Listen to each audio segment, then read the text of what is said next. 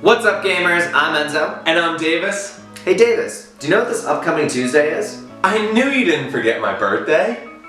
Isn't your birthday in August? Oh yeah, it's only June. This guy. So you must be talking about National Corn on the Cob Day. I didn't even know they had a holiday for that, but no, not what I'm talking about. Oh, so you must be talking about National King Kamehameha Day. I don't even know who that is either. You want to keep guessing? National... You know what? Just forget it. Let me tell you. Next Tuesday is the start of E3. That was my next guess. I don't think it was. But, so you know, the start of E3, you know what that means. Some E3 prediction videos. So grab your beer, break out your crystal ball, and let's get started.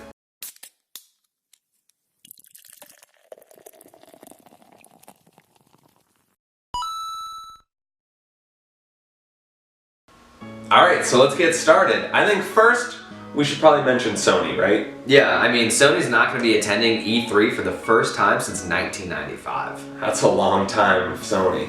Yeah, I mean, I think, you know, E3 is just not as important anymore. You know, I feel like you see a lot of companies now, they're reaching out on YouTube, releasing videos for their content, and, you know, it's much more of a direct communication line to their fan base. I feel like, so you're gonna see trade shows like this, they're just not gonna be as important anymore. I do agree. I think that they are a little less important, but I don't think that's why Sony's not showing up.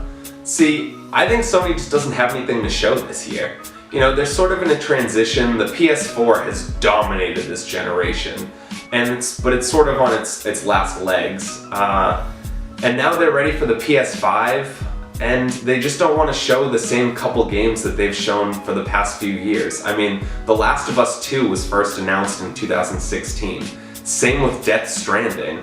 Both of those have been shown at E3 for the past, 3 years? I don't think that they want to just show us the same game again. I think people would react poorly and think Sony really doesn't have too much. I think they're setting themselves up for the PS5. Interesting. Alright, so next up we've got EA, a fan favorite here at Battle Royale. Not so much. Yeah. So EA is actually skipping E3 this year. Skipping. So they're going to be foregoing their press conference at the event and instead focusing on EA Play. They'll have multiple live streams during EA Play to show off gameplay. Yeah, again, people point to this as another reason why E3 is dying, but I think E3 just knows that they've just had terrible performances the last couple of years. I mean, I don't know if you remember last year when they were doing Command & Conquer, the mobile game, where there was just a guy standing on stage playing it for, I don't know, it felt like half an hour of the guy just playing the game. It was a huge waste of time.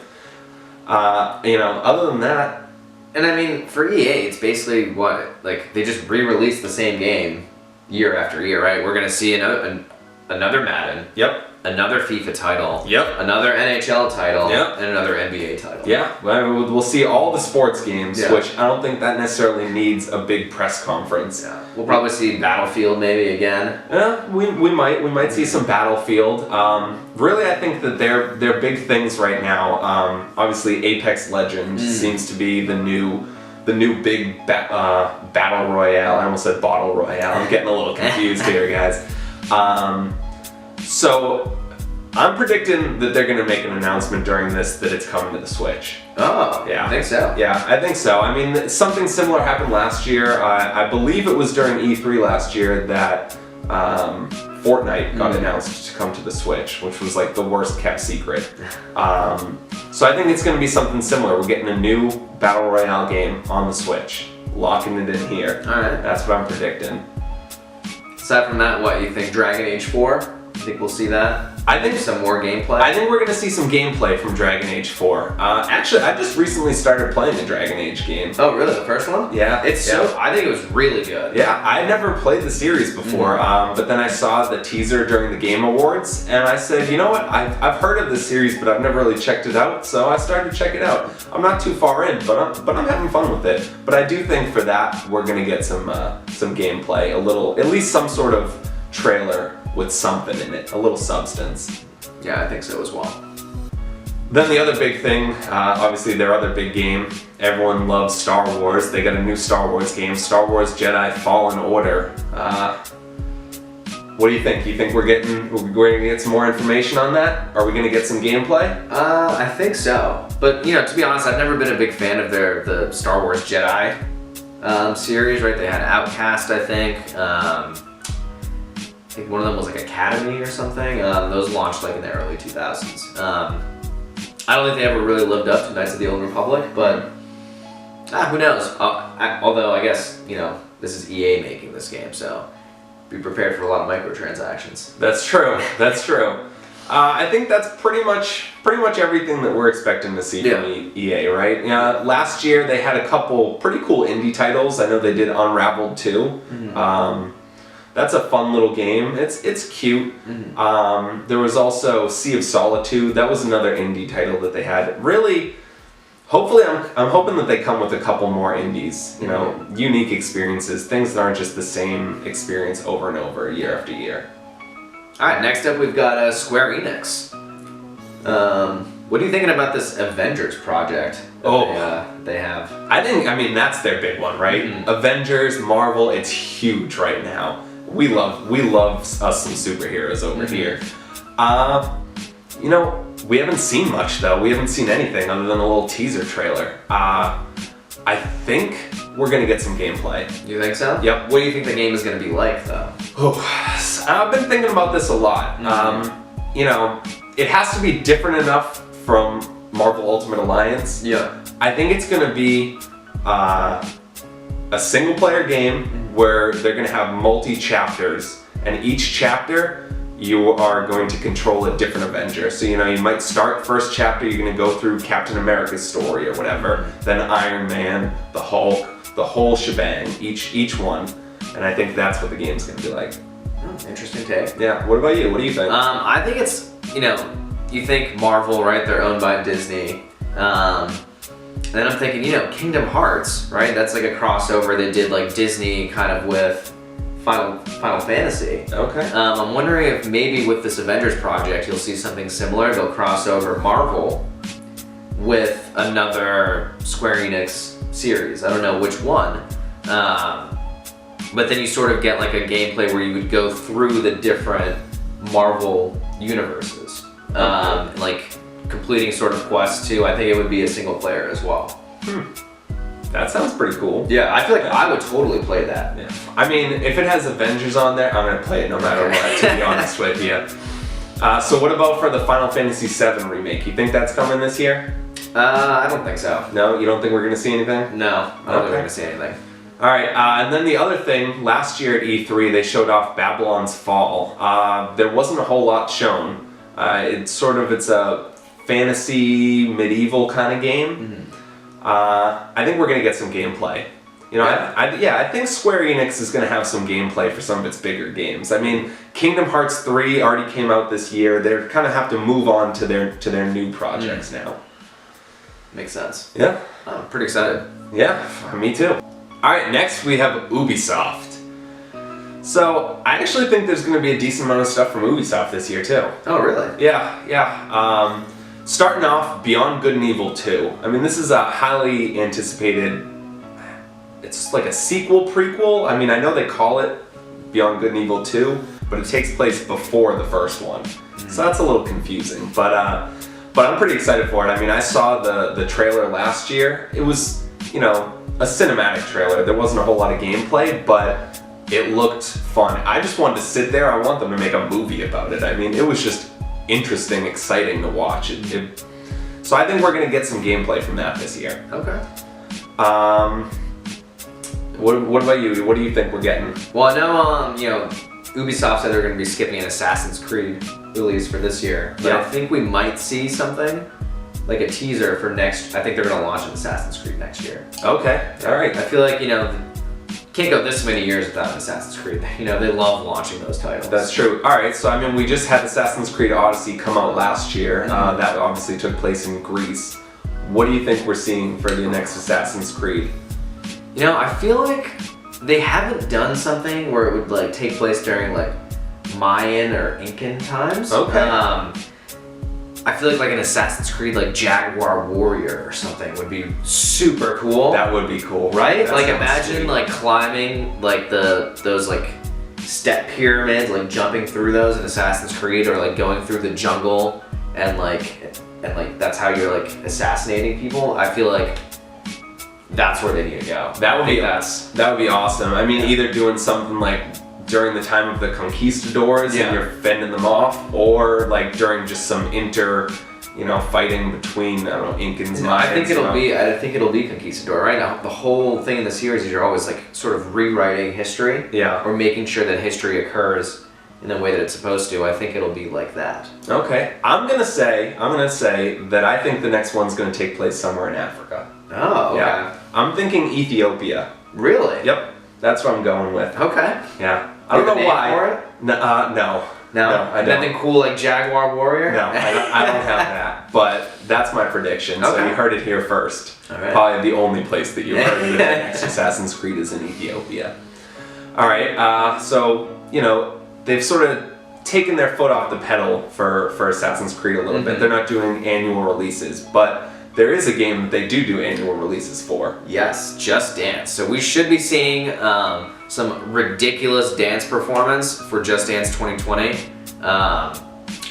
We're probably gonna maybe tune in for the first 30 seconds and then just skip it because it's usually not that interesting. Yeah, I mean, so I remember during last year's E3, there was this big elaborate dance performance that they had going on. I mean, I'm sure it's cool if you're there, but for everyone watching online, who cares? I just want to hear about games and not Just Dance. Yeah.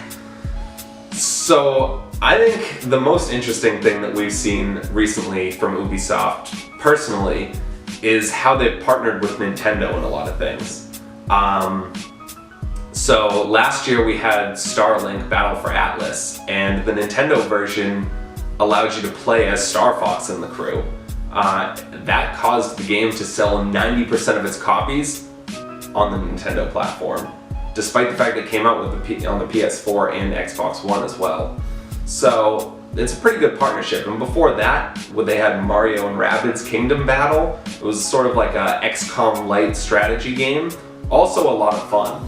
So I'm predicting that they're going to be doing something similar this year. They're going to do some sort of mashup. I don't know exactly which IP they're going to use from either side, but I'm going to guess that they're doing Just Dance Hyrule Hip Hop. Oh no. Yeah. What? Yeah. I think I would watch that. If that was the Just Dance video that they were gonna show, I think I'd probably watch it. Fair enough. No, but in all reality, I'm not predicting Just Dance Hyrule. You heard it Hip Hop. here first. Just Dance Hyrule Hip Hop. So I actually think that they're gonna do a 2D platforming game, and they're gonna combine Kirby and Rayman.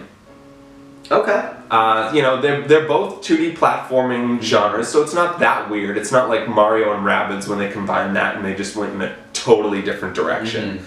I think Nintendo kind of underuses Kirby, and Ubisoft doesn't really use Rayman that much anymore. So I think that would be a perfect thing. They would help boost the sales for both of them. You think we'd ever see a return of Prince of Persia?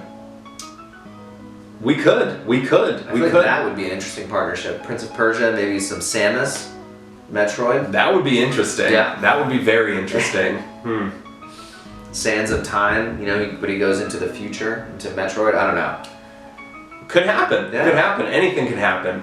But I'm going. So that's what you're going with. You're going with Prince of Persia combined with. No, Metroid. I think we might see some sort of tease for Prince of Persia. That's my guess. I don't think they're going to combine it with Metroid. Okay. Yeah. All right. Well, I just think that'd be cool though. that would be cool. Yeah. Next up, we've got Nintendo. Yep. I feel like Nintendo is one of those companies where they do a lot of their video sharing of their games on YouTube. I feel like Nintendo on YouTube is very active. Yeah, I mean, Nintendo tends to be behind the times in a lot of things, but the one thing that they've done well and that they're on the forefront of is when they do these Nintendo Directs throughout the year. So we're basically just getting constant information about Nintendo, which kind of, everyone has hype for E3, but Nintendo never really lives up to that hype because they're just announcing stuff all the time. Yeah. But there are a handful of things that we are going to see during this E3 presentation. I mean, we know that we're gonna see some Pokemon Sword and Shield stuff. Yes. We know that we'll see some Fire Emblem Three Houses. I mean, that game's been delayed so many times, but it's gonna be coming out, you know, in a month or two. So people that are at E3 are gonna be able to get their hands on that one. I agree. Who do you think the Smash DLC character that they're gonna reveal is gonna be? You know, I think, you heard it here first, folks, it's gonna be Dr. Robotnik. I feel like they added Sonic in Brawl. Okay. But, you know, they never added his villain counterpart, you know? And I feel like now's an opportunity, because I feel like they usually like to put, you know, the good guy and then generally the villain from a series. Okay. I don't know what his moves would be. I could see him, you know, his different smash attacks, like weird metal things coming out. Like it's a different one for each direction. But yeah, I'm gonna go with Dr. Robotnik. Okay, that's an interesting choice. Do you think that people would want to pay for Dr. Robotnik? You think there's that big of a fan base? You know, I'd say it's big enough. Fair enough, fair enough. And there's probably some pretty cool Sonic stages that they can release with that too. I'm gonna go in a little different direction. So, I don't know if you remember, but there was this little indie game that came out on the Microsoft platform that was recently released on the Switch called Cuphead. Oh, I love that game. And I think that, you know, we're having this little partnership with Microsoft and Nintendo. They're playing nice right now. I'm gonna say Cuphead is gonna be a DLC character in Smash. Not Mugman? I think Mugman will be a different skin. You know what I mean? Yeah. So I think that you'll be able to play as both, but obviously I think the bigger name is probably Cuphead. Yeah. I don't think that when they reveal it, they're gonna reveal Mugman for Smash. Poor Mugman. Yeah. Well, you know. But that's what I think is gonna happen. And I think that's gonna be big. That'd be cool. I think I would pay for Cuphead. Yeah, I think I would too. I mean that's awesome. I think that might even get Microsoft fans to go out and buy a Switch just for Cuphead. I don't know about that. Okay, alright, maybe I went a little too far with that one. The other thing I think we're gonna see some of is this Nintendo Labo VR. So it's sort of Nintendo's first entry into the VR world. You know, the Nintendo Labo series is basically just you have some cardboard and you build things. You slide your Switch in and you're gonna be looking in at it. I don't know how well this is gonna go over, but if nothing else, it's interesting. Yeah. The one thing that you can always say about Nintendo is when everyone else zigs, they're zagging. Yes. You know, they hear VR, you think, oh, Nintendo could do so many cool things with their VR. I don't know if this is it though. Do you think we'll see like a teaser for a new game at all? You know, while this year is packed, the second half of this year is packed for Nintendo games, I think we have to see at least one new thing shown at E3. I'm thinking it's going to be a Donkey Kong release or a Donkey Kong teaser. That makes sense. That makes sense. So, what kind of game do you think it's going to be? Another 2D platformer? Yes, I think it'll be another 2D platformer, but I think they're going to try to make use of the Switch here because you know Tropical Freeze was released for the Wii U. I think it was what was that back in 2012? It's a pretty old game now.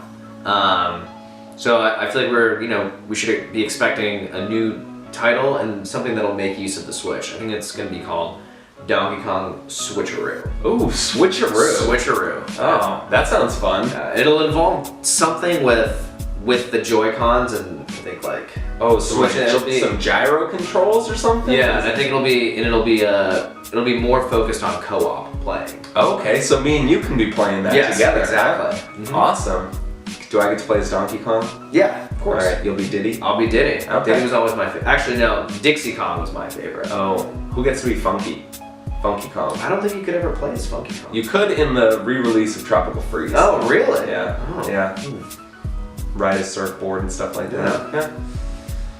Well, that's an interesting prediction. I mean, they have been using most of their IPs. I'm gonna predict, and I know this is gonna make some people go wild, I'm gonna predict that they're gonna have a new Earthbound game.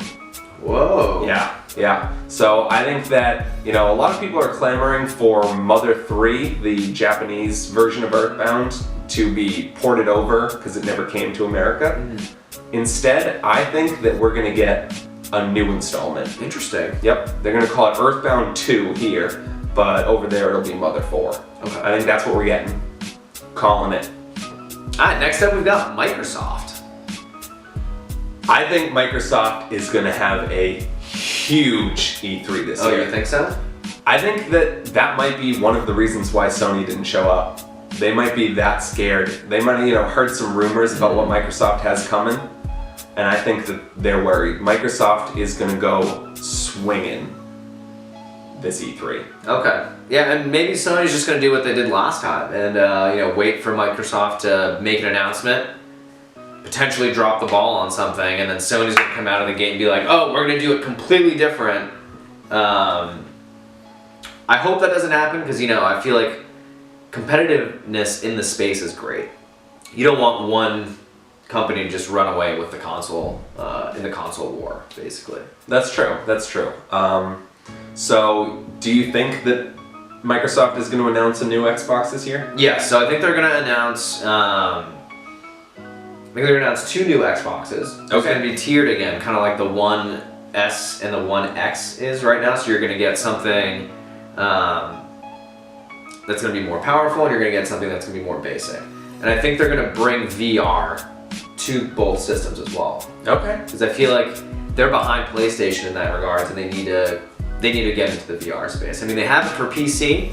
I remember I bought one of those Windows mixed reality headsets a couple years ago, and I was really hoping that I'd be able to, take that, move it over to the Xbox One S, and be able to play on there. But it seems like they haven't done that yet. Maybe the Xbox One S isn't powerful enough, but I think with the next generation, you're gonna see that functionality built in. All right, so prediction for what you think this next generation is going to be like, though. Do you think, we're having the Xbox One S all digital edition has already been announced. Mm-hmm. Do you think that that's the route that they're going to go for this next generation? They're just going to scrap discs? Oh, definitely. I mean, when you think about it, you'll be able to cut costs, right? Because I'm sure like the Blu-ray drive or whatever it is they use, like that's an expense. Sure. And that's usually something that breaks as well. So I feel like that's a direction they're gonna want to move in. I mean, a lot of the content nowadays, like you can buy digitally, and it also saved them as well from things like piracy. But do you think that that's going to make some people upset? I mean, It'll definitely make some people upset. Microsoft has sort of hung their hat on this backwards compatibility. I mean, Xbox through Xbox 360, I mean, they're all backwards compatible.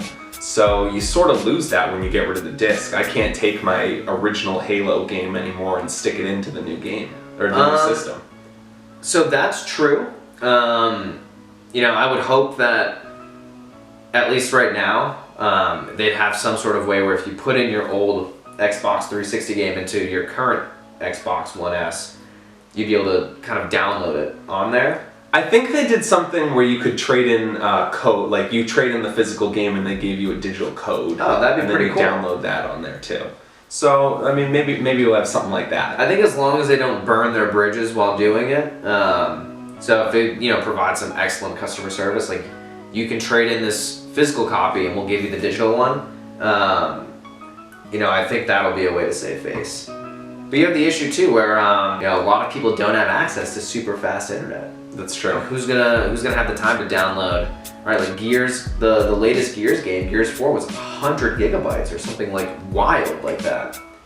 Yeah, that's true. I mean, games are getting bigger and bigger and bigger. It's insane. And speaking of internet, what about xCloud? Do you think that this is going to be better than Google Stadia? Do you think it's going to be the same? Do you think it's going to have the same problems that Google Stadia might have? So I think Microsoft is going to be better equipped. So they already have like extensive cloud like technology, right? Microsoft Azure is huge. A lot of companies use it. I think it's the second largest cloud platform after Amazon's AWS service.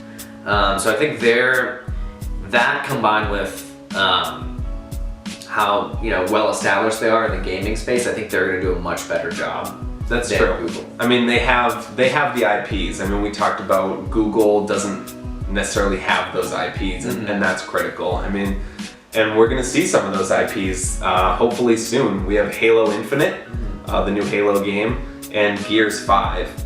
So do you think these games are gonna release on this Xbox, or do you think they're gonna hold off? Or maybe one of them is, one of them isn't? So I think they might wait to release Halo on the new Xbox, because that's usually, Halo's such a console mover. Sure. Gears 5, they'll probably release it on the current one, and then they'll subsequently release it for the newer gen as well. But I think Halo 5 or Halo Infinite, they're gonna wait. I wanted to disagree with you, but I agree. Yeah. I think that's what's gonna happen. I think that would be the best way. I almost feel like Microsoft has just given up on the Xbox One. They sort of, you know, they're still maintaining it, but I think that they know they're setting themselves up for the next generation. And I think they're gonna, you know, the pendulum's gonna swing back. They're gonna be big players in this next generation. I hope so. You know, like I said, competition is better for, you know, it's better for us as gamers. Yeah, absolutely. I mean, sorry, not Nintendo. Microsoft has been buying up a whole bunch of small indie studios recently. They bought up Undead Labs, Ninja Theory, Compulsion Games, just a ton of different studios. I think we might start seeing at this E3 a couple things, a little fruit of that labor. I don't know what we're gonna see, but it should be cool. Do you think we're gonna see another Forza game? Probably, yeah. They love releasing Forza. I know. Do you think there's going to be anything else that we see? Anything new, exciting? I feel like a Fable 4 would be really cool. That would be big. It's been a while since since Fable 3 came out. I think that was, you know, early 2010s. That would be big. I mean, if they could have Fable 4 and a next-gen Xbox at the same E3, that would just... Wow. Yeah. That would make Sony run scared. Yeah, I think Sony did have to change their pants. Yes, that's true.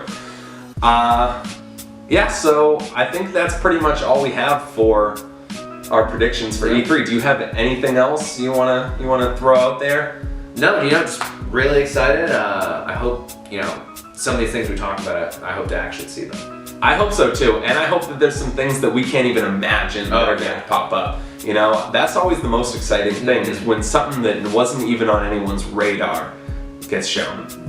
So, let us know down in the comments below what you're predicting for this year's E3. Hit the like button if you enjoyed the video, and we'll see you next time. Thanks for watching.